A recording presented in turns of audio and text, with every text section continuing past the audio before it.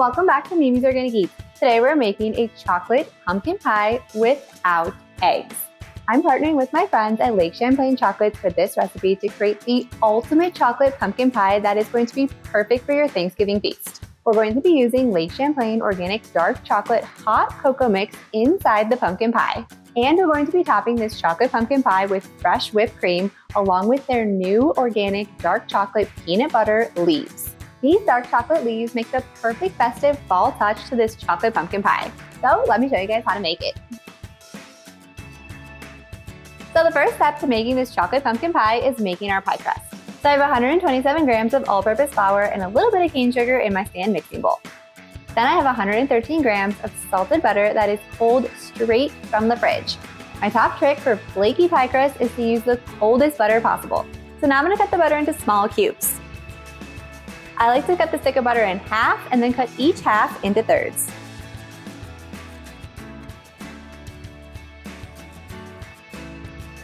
Then we're just going to chop this into small cubes.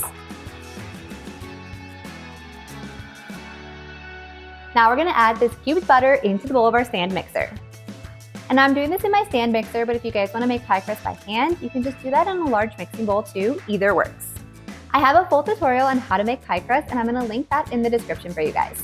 Next, you want to make sure you have a quarter cup of cold water ready, and we're just going to set this aside. Now we're going to turn the mixer on low until the pie crust looks like wet sand. And all that means is the flour is going to completely coat the butter, and the butter is going to break up just a little bit. As soon as that happens, we want to immediately add in all of the cold water. Continue to mix until it is almost combined. Never overmix your pie crust.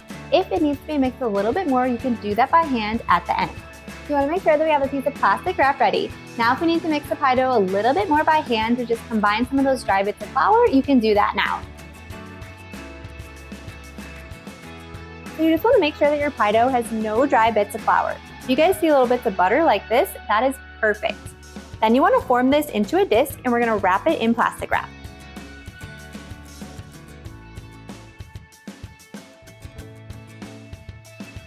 Now you just want to let your pie dough chill in the fridge for at least 4 hours or overnight. So once our pie crust is ready to roll out, we're going to preheat our oven to 350 degrees. So we're going to add a little bit of flour right on top of the pie crust.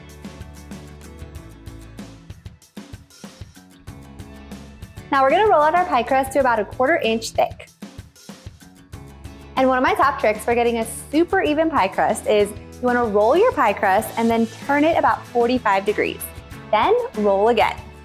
Then turn it 45 degrees. This is going to ensure that it's going to roll out nice and flat.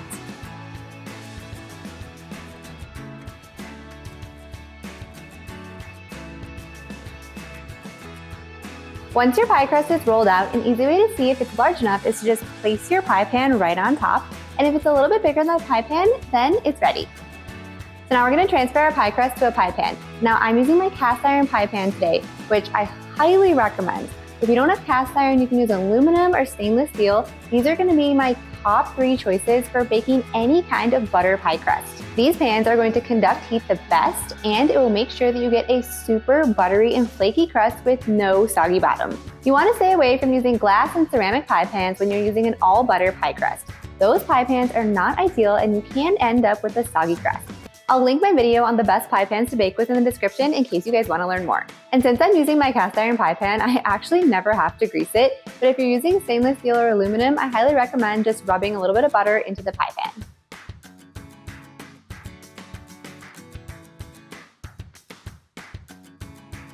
And so once your pie crust is in the pie pan, then you're going to gently press the sides and the bottom of the pie crust into the pie pan. So now that our pie crust is in the pie pan, we're going to fold in this excess dough. We want it to be even with the edge of the pie pan.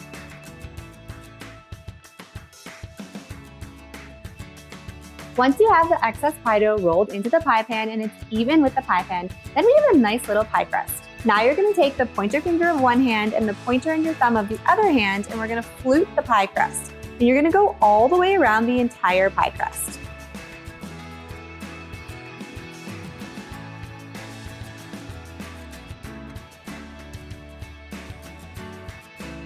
So now that our pie crust is fluted and it's in the pie pan, it's time to par bake it. So you always have to par bake your pie crust whenever making a pumpkin pie. That's because the pumpkin pie filling is a liquid. So if you were to put a liquid filling into an unbaked pie crust, the pie crust doesn't have anything to hold it up in the oven, and pie crust is made up of butter. So the butter is going to melt a little bit and then it's going to sink, and then the filling won't hold it up, so your pie crust will sink into the middle of your pie. So that's why it's super important to par bake your pie crust whenever making pumpkin pie. So now that we have our pie crust ready for par baking, we're gonna add a piece of parchment paper into the pie crust.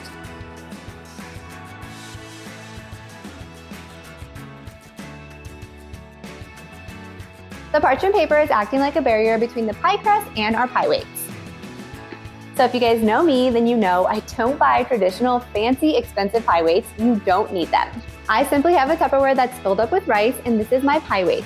So you can use rice, you can use beans, you can use chickpeas, any of those will work for pie weights, and they're so much cheaper than buying pie weights. So now we're just gonna add our pie weights, or in my case, rice, into the parchment paper.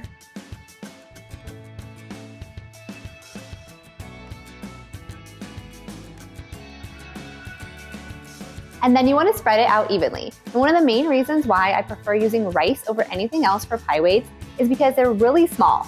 This allows you to get them into the fluted edges of the pie crust that we just did. This is going to ensure that your fluted edges stay nice and pretty in the oven. Now we're going to bake this at 350 degrees for 20 minutes. Then we're going to remove the pie weight. Then we're going to bake it again for another 5 minutes. This is going to ensure that the bottom of the pie crust gets partially baked as well.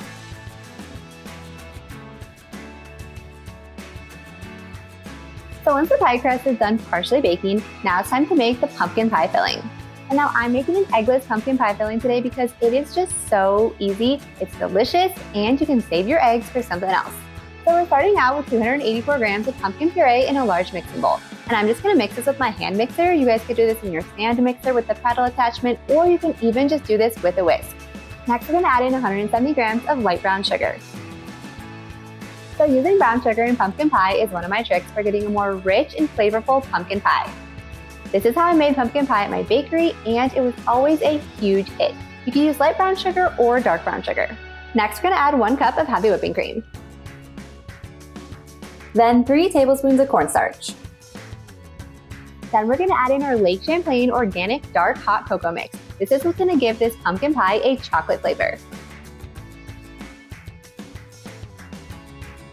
And then last, we're gonna add 2 teaspoons of pumpkin spice. Now I'm just gonna mix this up with a hand mixer until everything is completely combined.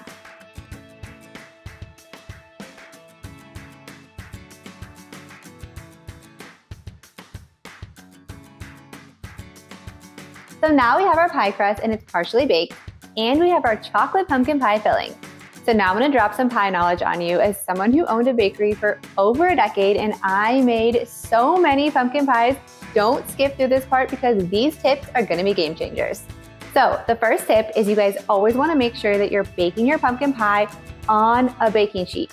Never just put the pie pan into the oven because pumpkin pie can go everywhere. This is going to save your oven in case your pumpkin pie leaks, so you always wanna put it on a baking sheet.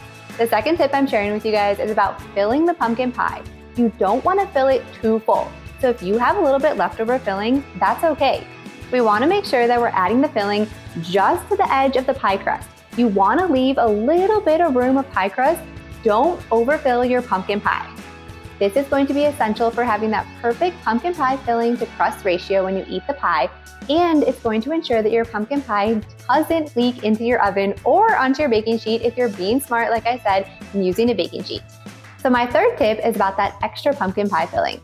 If you do have a little bit extra, or even if you want to save a little bit extra, say you have someone at your table that's gluten-free and it's just one person, you can save a little bit of this extra pumpkin pie filling and we can bake it in a ramekin with no crust. This is going to be perfect for giving to those people that are gluten-free, or maybe someone just doesn't want crust, or if you just have extra filling, don't let it go to waste. You can put it in a little ramekin and bake it alongside with this pie. Then you can still top it with a dollop of whipped cream and a chocolate candy on top, and it's going to be a delicious mini dessert.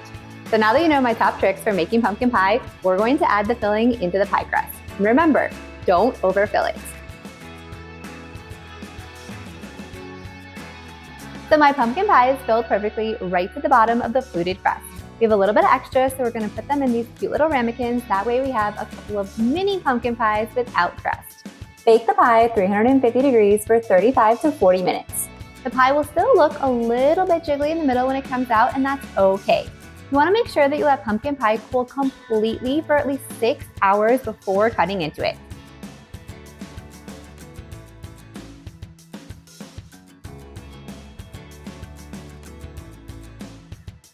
So once the pie is cooled, I like to make some fresh made whipped cream to put right on top of this chocolate pumpkin pie. So I have 1 cup of heavy whipping cream and 1.5 teaspoons of cane sugar in my stand mixer. Now I'm gonna add 1 teaspoon of vanilla extract. And now you guys can do this in your stand mixer like I'm doing, or you can do this in your hand mixer, either works. I just like the stand mixer because I think it's so much faster. So first you're gonna whisk starting on low to avoid splattering. Then you're gonna increase the speed as the mixture starts to thicken. Continue to whisk until you have stiff peaks.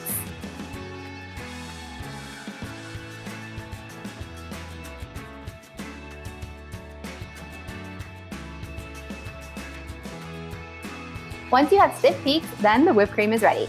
I'm going to transfer the whipped cream to a piping bag with a Teco tip number 827. This is just an open star tip, and I'm going to use this to pipe cute little dollops on top of the pie. Now that our chocolate pumpkin pie is cooled and our whipped cream is made, it's ready to decorate it. These little dark chocolate leaves are filled with a peanut butter filling, and they're so festive and perfect for fall. We're gonna pipe a little dollop of whipped cream on top of each slice of pie and then add a little dark chocolate leaf right on top. And I'm gonna pipe 6 dollops because you're gonna get about 6 large pieces of pie.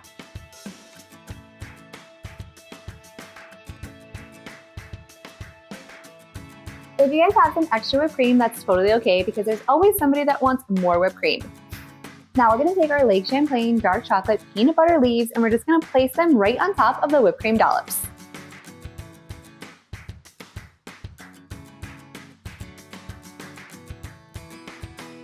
And also if you guys have little ramekins, so with that extra bit of pie filling, you can put a little dollop of whipped cream and a maple leaf on top of those too.